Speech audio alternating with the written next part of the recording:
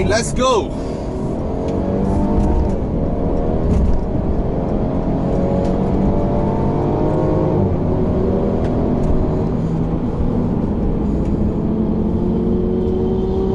Heavy traffic, pretty heavy traffic today.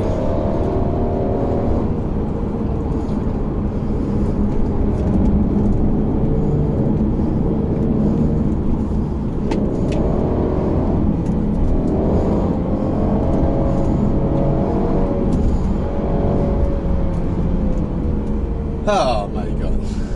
You know, when you come all the way up to Highlands and then you have a lot of speed bumps, this suspension is just perfect going over all of them. Oh my god. That's what you don't get in the G20. You can't do that, bro. This one is like, I appreciate that. I appreciate. Oh, nice. Do a sharp turn.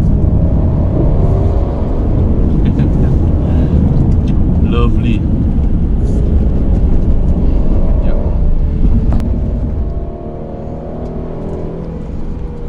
So how the car drives?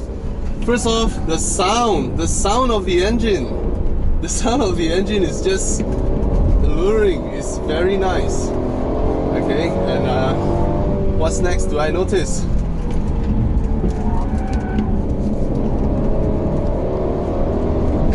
Oh, the whole bunch are coming, man. Do I let them go? Do I let them go? I should let them go, right?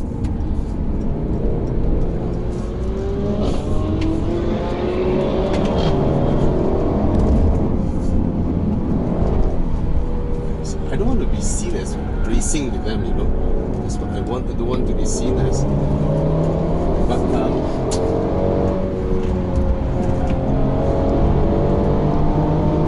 just doing my work. Why do I run into these bunch of people?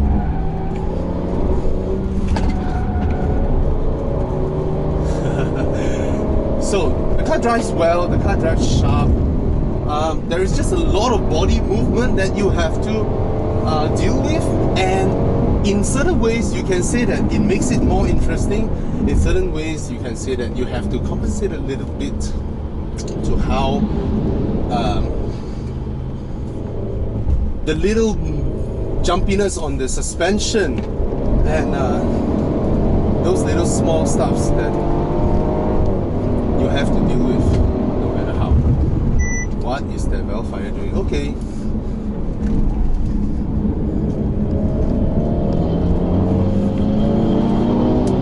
The wrong line.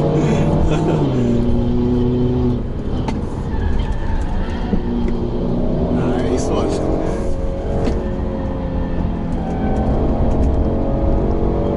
See, that's the problem. I'm trying to do work here, but then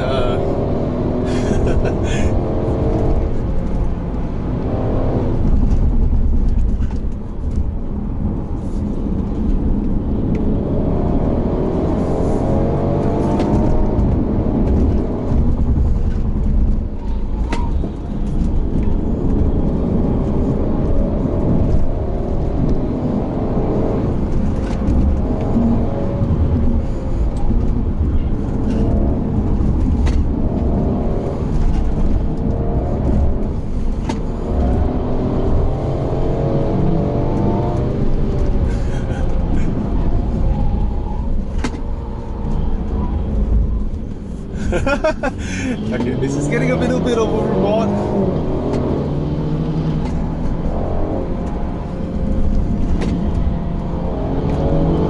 Relax, you can floor it.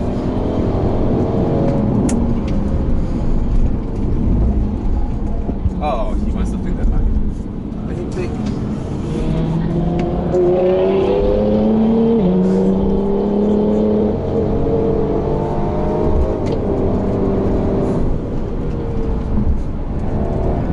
So can the C-Class do all this exciting driving? Of course it can.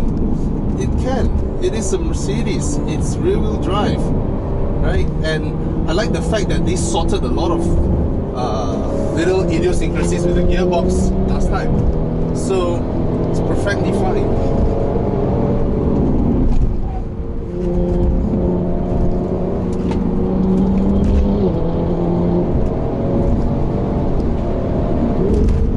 your lines well, right?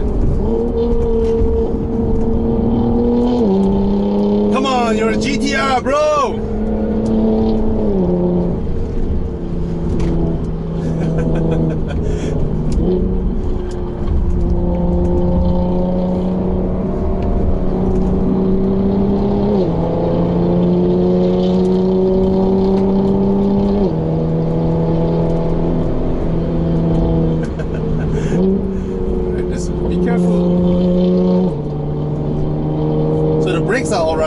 The drive is sharp, the handling is good, you can whack it if you know it, right? You can have the lines, you can whack it. And, pretty awesome. And today I'm going to go all the way up.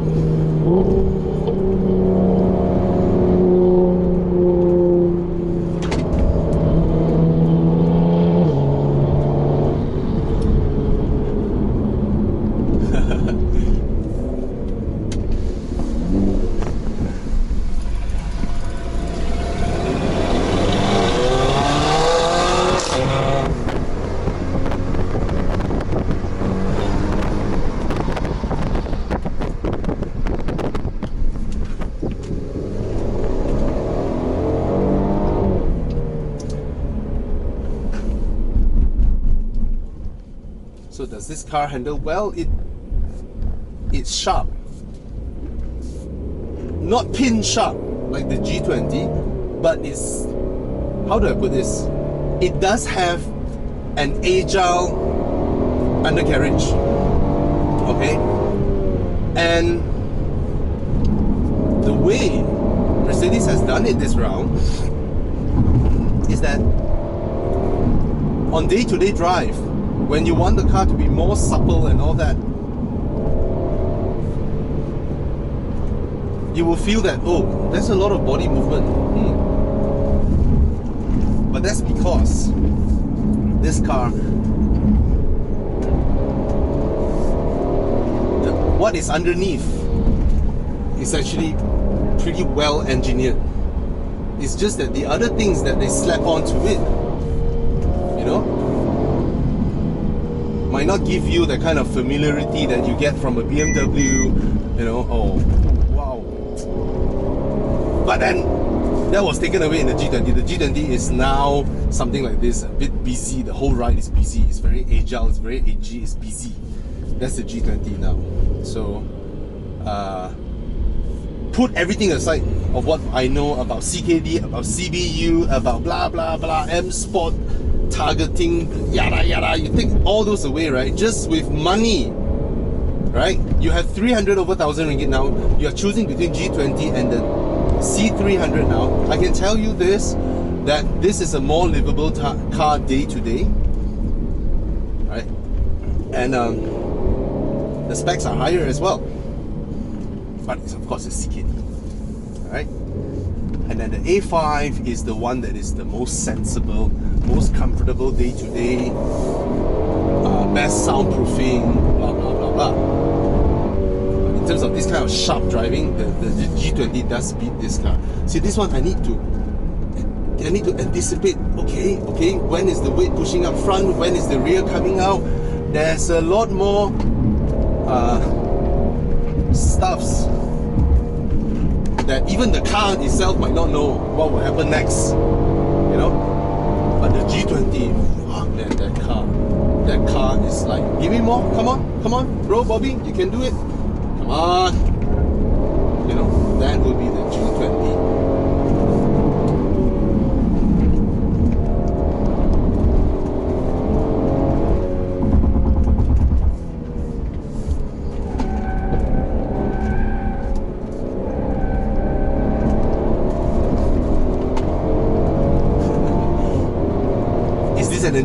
An enjoyable drive? Yes, it is. Will this beat my S4? No doubts about it. No doubts about it.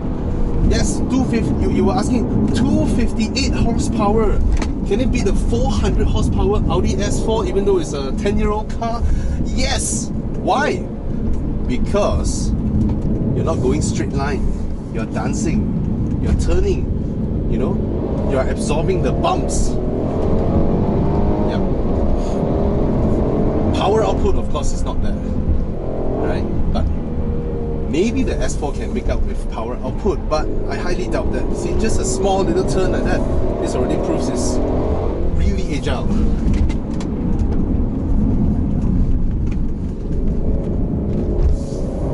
Transmission a bit slow at times.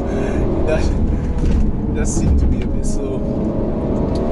After you lift off the throttle and you reapply, you need a little bit of time for it to boost back, whereas the G20 would have just left it for good.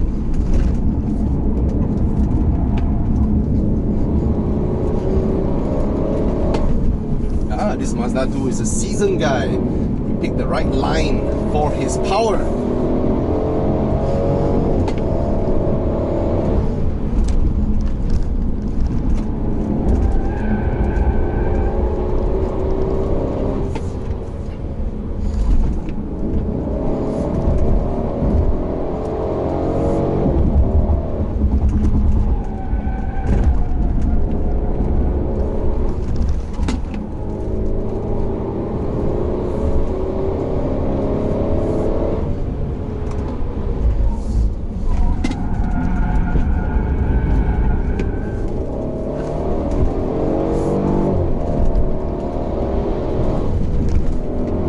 Suspension, that's what the new C300 is good at. Absorbing bumps. Lovely. I've got my Cameron Highland Drive. Bounce up, down, no issues at all. And that allows you to dare to go that little bit faster, that little bit edgier. Okay, the road looks a little bit damp here just now, so I don't want to try it.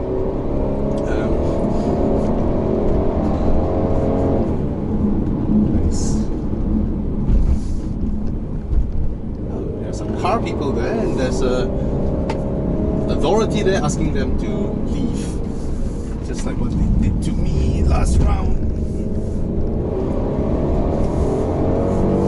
When the car senses your steering angle is at an extreme, with a height and then with some camber, that you might lose traction, it wouldn't let you put the power down at times, even though you're in Sport Plus mode.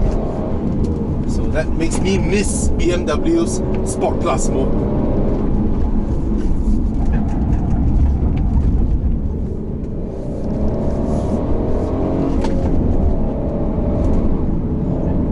See, when it comes to, oh, damn roads, careful. When it comes to driving on windy roads, it's about how you keep the power and your momentum. It's not so much about how much your power has, right?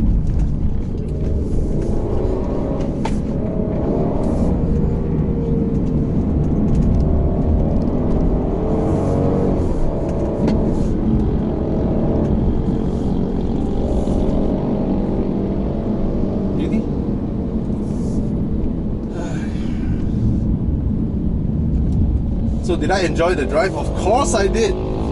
Okay, and accompanied by a bunch of Mercedes-Benzes and some GTRs.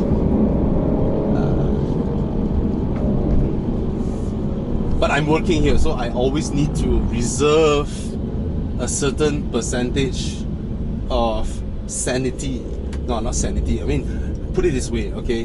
We're driving faster than we should on roads like these, but there is a 500% of alertness and careful being dialed in to manage any risk. See, when I'm driving like that, my eyes are moving in, left, right, as far as I can to anticipate anything. So just now when the lorry wants to come out, there are two more cars in front of me. I was the first who reacted to give room. No, not the lorry coming out. The lorry was slow, and the Panamera was turning. While I'm turning, I'm not looking in front, I'm looking there, right? There is a car in front of me that is about to move out of my way, and then the Panamera is on my left. After the turn, he would have been right up to the ass of that slow lorry, right? And for me, yes, you have the right of lane. he by right shouldn't come out all of a sudden, right? He might hit you and he will be at fault. However, in defensive driving or a responsible driver, you should have anticipated that, and that person might need to come out, and you ease off your throttle, or you look behind you and see if you have room between you and the car behind for you to tap your brakes a little bit so that you give a gap to the Panamera to come back out. Then everybody drive happily ever after, right? So that would be safer for everybody than to just pile my car into the ass of the car in front of me and sort of cage the Panamera, and then he couldn't come out at all, you know, or he might panic going too fast into the lorry, and then just his head would just come out. So we all have to be aware of all this when we drive, you know. And yeah, happy driving, safe driving, that's most important, I would say. Huh?